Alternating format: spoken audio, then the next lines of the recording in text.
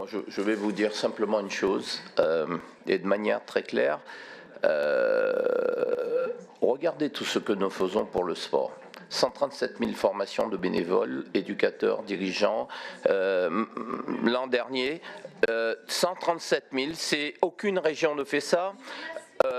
J'ai pas fini. 137 000 formations, nous faisons des dizaines de milliers d'opérations de développement avec une obligation sur la pratique féminine, une obligation sur la pratique des personnes en situation de handicap et pour les gamins et les décrocheurs et les personnes, les seniors, les personnes âgées, eh bien nous avons mis le paquet pour que les ligues et les comités mettent ça dans leur règlement. Nous sommes la seule région aujourd'hui à les financer de manière très puissante, ça n'existe plus, il n'y a plus aucune politique régionale nulle part ailleurs depuis quelques années, et cette année c'est pire.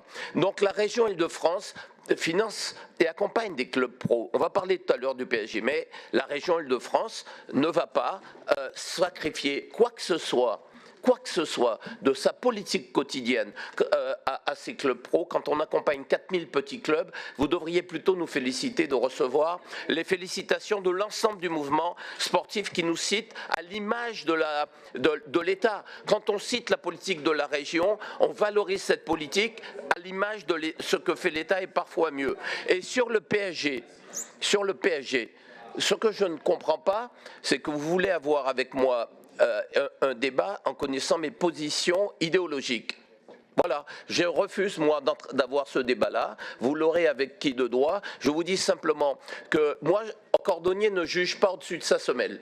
Je suis un petit cordonnier et ma semelle est très basse. Vous poserez la question à tous les acteurs locaux qui savent qu'il y aura de l'emploi, qui savent qu'il y aura de l'éducation, qui savent que cette installation va sans doute apporter, c'est leur choix, ce n'aurait pas été le mien, va sans doute apporter et va permettre de développer ces territoires qui en ont besoin, et ça va bénéficier en premier lieu au quartier, madame, au quartier populaire. Voilà, donc je comprends la position de tous les acteurs publics sur cette question. Moi, pour des raisons idéologiques, le refus que j'ai au regard de mes engagements historiques, je n'aurai pas la même vision. Mais il faut respecter ce que pensent les autres. C'est ça la démocratie. Je ne suis pas toujours d'accord avec vous, mais nous partageons une chose en commun. La France, c'est la même chose avec le Rassemblement national, la même chose avec tous les groupes ici. Nous partageons la même chose, la France. Et je ne crois pas avoir raison au-delà des autres.